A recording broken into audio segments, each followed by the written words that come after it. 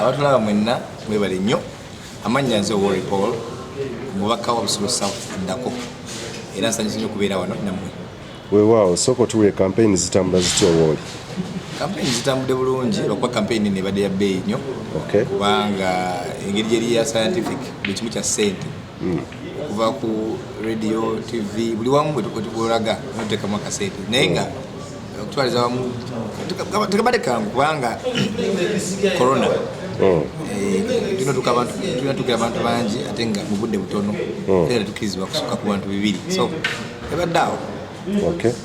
Ekintu tusuubire nti okitwalaganya oba akutwalaganya? Nze ninze kulayira muganda wange. Ninze kulayira. Omuntu endegadde okumanya so far so good, like what's your take on the campaigns? Abasinga babadde mu regions ezenjalo bazze baziwera osimanya how it is moving, any challenges so far? Ne wange campaign baziwera era ennaku zino zisigadde tumale tukola just door to door. Naye nkyagadde nnyo kya door to door kubanga door to door ekuyamba okutuuka ku muntu wa wansi asembayo ddala era nzi tucomplainingako naye tusazeho challenge nyingi soka ddala abantu baagala nnyo ssente. Omuntu gwobuuza ngamba sina lanki sina mazzi sina kino challenge esinza ddala okututawaanya naye ate sibanenya kubanga abakulembeze abayitamu babeerabira so abantu baagala kufuna kyabwe kati.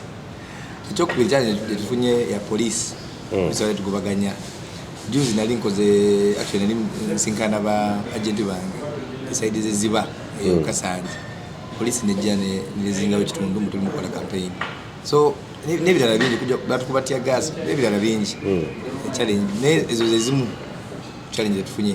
So webaziwerera campaigns so far wali otambuddeko ekimala okugamba nti constituency obadde ogitambuddeko at least percentage ki oba wali okyabuzayo eddala ekitundu kinene?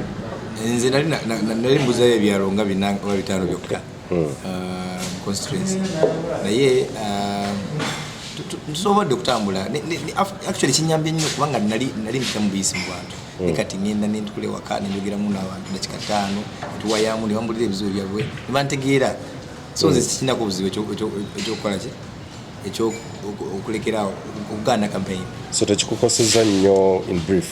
Nedda. Muntu ayinza okwebuuza abantu bwe bategese otya for the D-Day olunaku z'omwezi nga 14 olwokuna luno lwennyini. How have you prepared your people? Ekyo sina kyogera kubanga bwe tuvuganya nabo bayinza okubba amagezi gange naye kyensuubiza abantu Busiro South tugenda kuwangula taddewo buli kimu ekiri kyensobola okukuuma akalulu kaffe kubanga bangi bembadde mpitamu nga baŋŋamba onaakakuuma tugendako bakalulu naye akakuuma nga kikibalumya omutwe naye mbasuubiza taddewo sengenge entekayo ne marine zikuuma obululu bwaffe. Omuntu ayinza okwebuuza capacity kuba abamu bazze bakikubuuza nti omuntu gwe weesimbyeko noba muteera bamwekengeera nnyo in terms of votes, the capacity ogirina dda egenda okumaaninga oba okugaadinga akaluluko? Omuganda agamba talina manyi tagwa ddalu n'olwekyo nze ndi ready era bagenda funa ekyekango babo balooza ndi mwana muto sina kyenkoze kubanga baba batotambula naye ogenda olabuuza abantu Busiro omuntu yatambudde yenze nzekka atambudde munatuuka muli wamu nentekamu sente zange zonna okusobola okutereeza okutuusa kutuukirira buli omu bo balowooza bagenda tuuka lunaku lusembayo eko kyebakola negubakeeredde. Do you think it was fair okuwera campaigns mu bitundu ebyo mu districts 16? Was it fair? No, tekibadde fair. Kibadde very political. Kibadde kulemesa abantu abamu okutuuka mu bantu baabwe ate nga lwaki babiweza ebitundu omuntu omu yoledde byali ayita mudda lwaki tebawera mu ggwanga lyonna so nozolaba ekyo nayo kiraga mu ground level. So abamu kyebagamba oba Electoral Commission ne Ministry of Health byebagamba nti they are protecting people's lives against COVID-19. Wakitwala otya? Was it just political oba kwekwasa bwekwasa kubanga singa bakuma bulamu bw'abantu singa owino bagigala dda n'ebyo ebifo ebyawansi mu downtown babigala singa meeting ezo omukulembeze waffe w'eggwanga singa talina kyabikola kubanga era bakyakuŋŋaana ne bakuba ebivulu byabwe kino tekiri fair. Omuntu ali Busiro South asuubire ki ku nnaku z'omwezi 14 nga tetunagenda na mu parliament kikyaba asuubire okukuma akalulu twakawangula dda banabusiro bonna bakkanya nakyo n'ekyo naye basuubire ngenda kakuuma paka ku makya paka bwe batulangira ng'abawanguzi. Nze sigenda mu kooti kubanga sikiririza mu kooti yaki ya Uganda, n'olwekyo ntaddewo buli kisoboka koze buli kimu okubekinga sure tuwona oyo mwami atalina kyatukoledde. Bw'otawangula kalulu togenda mu kooti olwo kabbi, what next? Tasobola kubba. Omuzungu agamba ogenda e Roma nawe weeyisa Baroma. Dawudi weera agenda kusingana Goliath, yamanya mu Goliath ki w'amaanyi najja n'amayinja, n'olwekyo omuntu gwe muganya naye nkimanyi mugezigezi era nange neetegese kakuma buli ango. Eri ba politicians abagamba abantu nti bwe balonda abalonzi baabwe nti bwe balonda basigale ku polling station. Electoral Commission kiyawakanyiza nga abantu balonde badde ewaka, ababo bagamba bubaka ki?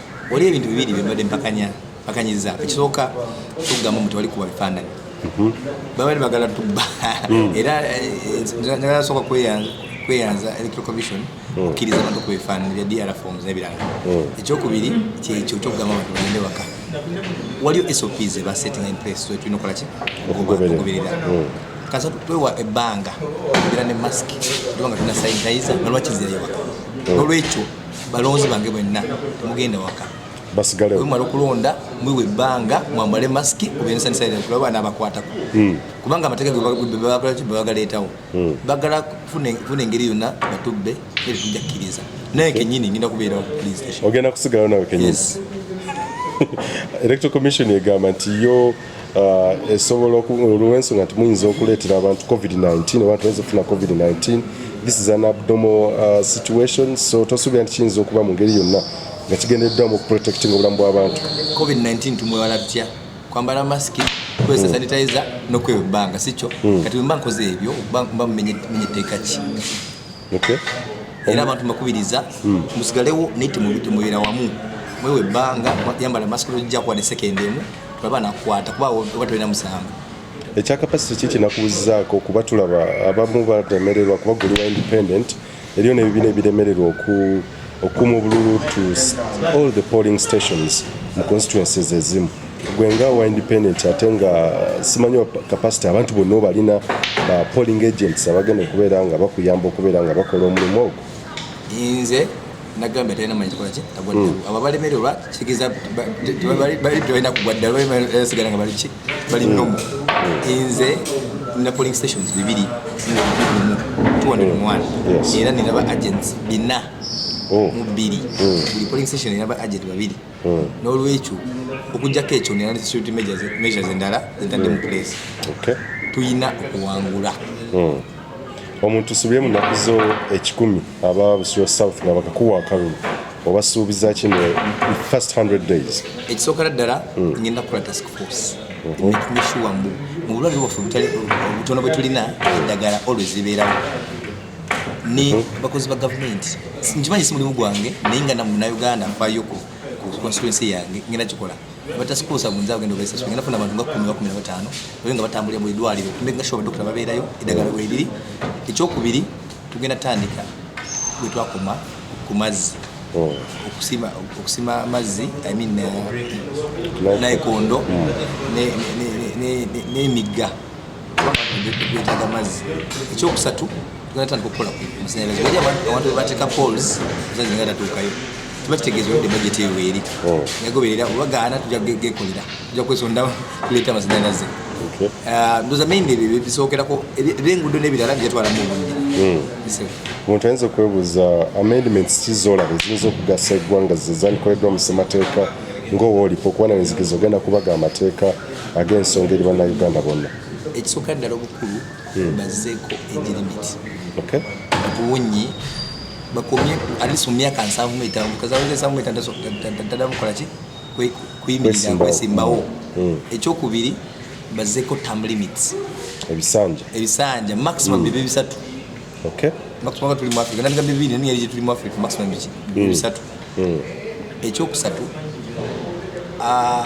waliyo kibalina okukyusa ku bukadde waliyo series bawa abakadde zitono nnyo n'owa omuntu omu myaka 8 emitwalo 2 kitundu sente mwaka mulamba sente zina teziyamba tezigula na sukali n'olwekyo sukali abakendeze ku myaka alisi obukadde butandikira myaka 55 ekyokubiri bongeza ku sente wakibaweyo bitwala 5 buli mwaka kubanga omuntu wakaddiyo otuuka myaka gye abakoze bingi ekirala etteeka lya corruption singa basobola kusaawo guillotine oba ozimanyi guillotine omuntu gwakwata ku corruption abeera guilty bamuseeko guillotine kiba kyuma kisalako omutwe gwatenga oli mukambwe ekyo kijakendeza kuki ku byenguzi ekiremesize eggwanga lyokukulakulana bwe buli bwaki bwenguzi osobola okutereeza eggwanga n'ebirala bingi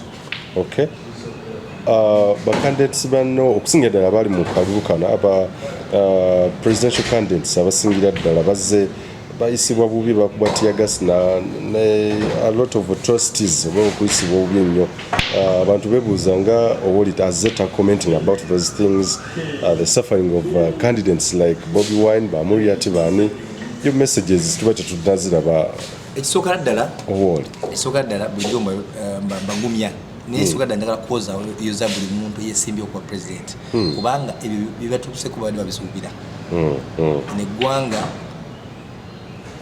kambwe naddala ku muntu yesimbye okuba president n'olwekyo Mr. Kyagulanyi Sentamu Amuriat Katumba General bonna bali abesimbyewo bayozayoza nebonga banga temunaba kuwangula nekimukoze kiraga ki owangu situzamwe essuubi fa abato era ekyo kivumirira ddala ekikiraga mbu ground teri level kubanga wali singa tiyagasi bamukuba buli omuntu omukulembeze wagwa kuba naye candidate kyalibadde kirungi naye bakubako side emu bakubako abalina amaanyi naye temuggwamu maanyi tewali musota guluma muntu atagulumbye kiba kitegeeza mulina amaanyi mulina kimusobola okukola ki ate oliwo ekinene ekyo kyemwongedde ku ggwanga lino era bano abantu bakulu tebali ready ku mulembe gwaffe kubanga tetutya ate tetutidde ate tetulitya muntu ayinza okwebuza ennaku z'omwezi 14 olwokuna luno bagenda kulonda Owolipo Busiro South abe Busiro South balonde president ky'Owoli nze ndi muvubuka n'olwekyo nonda muvubuka zigenda kulonda Honorable Sentamu Kyagulanyi mwita Bobi Wine era banabusuluswa basalirawo kubanga iteka ligamba buli omu yesalirawo naye nze ku lwange ng'omuvubuka ngenda londa muvubuka munaani omuntu ayinza okwebuuza Owolipo asuubira yakagwa kamazima n'obwenkanya bangi bazze bakukubamu ebituli simanyi gweosuubira a free and fair election tekisoboka mu Uganda mu Uganda empya kijja kusoboka mu Uganda ejja kubeera free and fair tuma tugenda kuteekawo buli kyetusobola kumaka luka do you expect peace tuze tulaba violence yaliwo mu November olw'okukwata Robert Kyagulanyi Ssentamu akalu kano kasuubira okubeera ak'emirembe nga agenda kubeera very violent era baganda bangekumi bannanga katwawula akalulu tekakuttisa mwewale awali enkayana yonna olw'okulwana enaku zino sajja bakuba amasasi era omala okulonda nze nkusaba olaba wabeera ekizibu kyonna obanga enkayana yonnadambivaawo genda waka tubagala muli balamu omuntu ayinza okwebuuza singa owangula akalulu enkwataganayo n'abantu banene waliwo kyetwalaba ku Twitter recently ne munnamawulire omwe yali yesimbyewo mu of course constituency yemu I don't know abantu bayinza ogamba nti muyinza okuba mulina battle yonna oyo at Longerhead simanyi oba up to now like mulina beef yonna with that journalist eyesimbawo sina beef naye nzisobola kubifinga omuntu gwensingako era obanga olina kyamaanyi kyokola era tusuubira abantu be batyo obanga tewali akulumba kitegeeza tolina kyokola omwami siminakozi okwana independent kola na buli omu era mumala okuwangula ajje muwe mulimu kuba munawulire bulungi mumala okuwangala ajje muwe mulimu ogenda muwa mulimu kigwa kuwa bulagwaki genda muwa omulimu gw'okubeera munnamawulire wange wawa Busiro olwate abaddeyo omuwa kifo in case bajja kukanya asinga experience yaba bosi wa munne obaka obusembaire bannabusiro south oboli bannabusiro south njagala nnyo beeyanza omukwano gwe mundaze bannange mubadde balungi buli wenzaze mundaze omukwano era njagala nsaba busabye omukwano gwo tegukumaleyo ugende paka lubeerera era n'olwekyo nga 14 mukeere essaawa emu actually mukeere essaawa 12 kuba kagenda beera essaawa 12 kitundu ku polling station mulonde omubaka ow'olupo akabonero ssaawa esuuti ya bbulu ate omumala okulonda kino kakiddemu temuvaawo bannange abome bwe bakakwatamu n'olwekyo mukakuume tusobole okuwangula akalulu kimanyi nze alina okakuuma nesikanga nze kakaffe nabusiro okuuma akalulu zembasuubiza bintu ebyo bibiri ekisookera ddala ngenda kuwangula ekyokubiri bwe mala okuwangula siribeerabira kuba omuganda agamba etasiima ebulajuwa mwebale nnyo mwebale ddala